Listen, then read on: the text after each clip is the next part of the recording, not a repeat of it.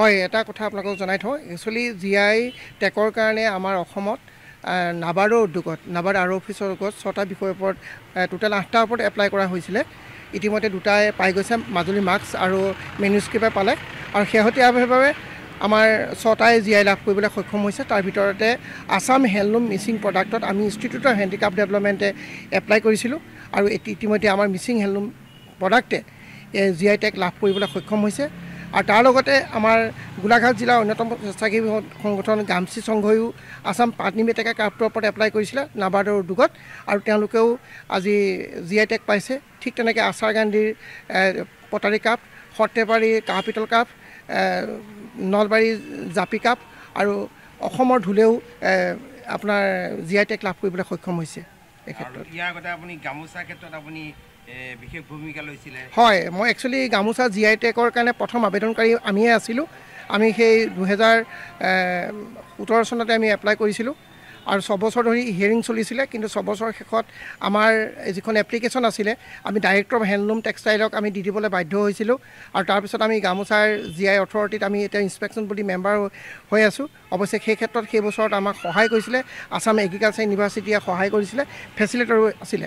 আৰু এই বছৰ আপোনালোকক জনাবলৈ সুখী হৈছোঁ যে আমাৰ গোটেই প্ৰগ্ৰেমটোত আজি যিখিনি সফলতা আগবাঢ়িছোঁ, 8টাকে GI লাভ কৰিলে। তাৰ ভিতৰত আমাৰ মিচিং হেণ্ডলুম প্ৰডাক্টও GI পালে। এই ক্ষেত্ৰত অগ্ৰণী ভূমিকা গ্ৰহণ কৰিছে নাবাৰ্ডে। নাবাৰ্ড হৈছে national make for agriculture rural development. নাবাৰ্ডে ফেচিলিটেট কৰাৰ কাৰণে আজি এই GI লাভ অসমৰ ৰাইজে পাবলৈ সক্ষম হৈছে। তাৰোপৰি আৰু এজন মানুহে আমাক বিশেষভাৱে সহায় কৰিছিলে, বাৰাণসীৰ ডক্টৰ ৰজনীকান্ত, GI এক্সপাৰ্টৰ হৈ, তেখেতৰ সহায়ৰ কাৰণে আজি GI পাইছোঁ। আৰু লগতে গোলাঘাট জিলাৰ যোৰহাট জিলাত আমি যি GI পাইছোঁ, আমাৰ ক্ষেত্ৰত এজন মানুহৰ নাম ল'বই লাগিব, আমাৰ যোৰহাটৰ district development manager Montu Das. তেখেতৰ প্ৰচেষ্টাৰ কাৰণে আছাম হেণ্ডলুম মিচিং প্ৰডাক্টে GI পাইছে বুলি ক'লেও ভুল নহ'ব। তেখেতে আমাক প্ৰথম এই কনচেপ্টটো আনি দিছিলে, কৰিবৰ কাৰণে তেখেতকে আমি প্ৰথম এপ্ৰ'চ কৰিছিলোঁ যে আপোনাৰ নামটো আৰু এনজিঅ'ৰ নামটো? মোৰ নামটো হৈছে পংকজ কুমাৰ শৰ্মা, আৰু এনজিঅ'টোৰ নাম হৈছে ইনষ্টিটিউট অফ হেণ্ডিক্ৰাফ্ট ডেভেলপমেণ্ট। আৰু আমাৰ সংগঠনটোৰ বৰ্তমান 5খন ডিষ্ট্ৰিক্টত আমি কাম কৰি আছোঁ, আৰু নাবাৰ্ডত আমি এক্টিভলি কাম কৰি আছোঁ। আমি ইতিমধ্যে যোৰহাট আমি আমাৰ মিচিং কাপোৰে GI টেগ লাভ কৰাৰ কাৰণে আমি অতিশয় আনন্দিত হৈছোঁ।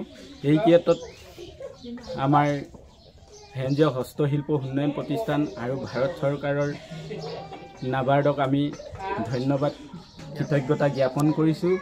ইয়াৰ লগতে আমাৰ ভাৰতৰ প্ৰধানমন্ত্ৰী নৰেন্দ্ৰ মোদী আৰু অসমৰ মাননীয় মুখ্যমন্ত্ৰী ডাঙৰীয়াৰ কাৰ্যকালত এই কাম সম্ভৱ হোৱাৰ বাবে আমি চৰকাৰক কৃতজ্ঞতা জ্ঞাপন কৰিছোঁ।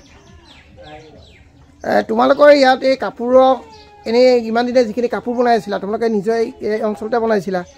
এতিয়াতো স্বীকৃতি পোৱাৰ লগে লগে আমাৰ এই কাপোৰ ইণ্টাৰনেশ্যনেল মাৰ্কেট আহিব, নহয় জানো? এই ক্ষেত্ৰত তোমালোকে চৰকাৰৰ পৰা অথবা আমাৰ নাবাৰ্ডৰ পৰা কেনেকুৱা সহায় বিচাৰিছা? আমি এইটোৱেই চৰকাৰক ক'ব বিচাৰোঁ যে আমাৰ মিচিং সমাজৰ যিমানখিনি হেণ্ডলুমৰ যিমানখিনি কাপোৰ কানি আছে, আমাৰ এই কাপোৰ কানি শিপিনীসকলক আগবঢ়াই নিয়াত আমাক যিকোনো সুবিধা দিবৰ বাবে আমাৰ মাইকী মানুহবিলাকক চৰকাৰৰ ওচৰত আমি অনুৰোধ জনাইছোঁ। শিপিনীসকলক এনেদৰে যিকোনো সুবিধা আগবঢ়াই আমাৰ এই মিচিং কাপোৰৰ ওপৰত আৰু বেছিকৈ শিপিনীসকলে লাভান্বিত হয়, তাৰ বাবে আমি চৰকাৰৰ ওচৰত বিনম্ৰভাৱে অনুৰোধ জনাইছোঁ। লগতে যি আমাৰ সংগঠন হস্তশিল্প উন্নয়ন প্ৰতিষ্ঠানে আমাৰ সেই অঞ্চলবিলাকত আজি বিগত 10-15 বছৰ ধৰি কাম কৰি আছে, সেই আমি সংগঠনটোকো আমি কৃতজ্ঞতা জ্ঞাপন কৰিছোঁ। আৰু ভৱিষ্যতে এনেদৰে আমাৰ সেই পিছপৰা অঞ্চলবিলাকত, আমাৰ মিচিং সমাজৰ অঞ্চলবিলাকত এনেদৰে কাপোৰৰ ক্ষেত্ৰত উন্নয়নৰ দিশত কাম কৰি। কেনেকুৱা পাইছা? ভালে পাইছোঁ। আমাৰ তোমালোকৰ কাপোৰে যে আজি স্বীকৃতি পাইছে, GI টেগ লাভ কৰিলে, সেই GI টেগ লাভ কৰাৰ গুণে তোমালোকৰ অনুভৱটো কেনেকুৱা হৈছে? ভাল লাগিছে তোমালোকৰ? আৰু কেনেকুৱা হৈছে কাপোৰটো? তোমালোকে ইমান ধুনীয়া কাপোৰ বনোৱা, আৰু কি হ'ব? লাভৱান হ'ব বুলি ভাবিছা?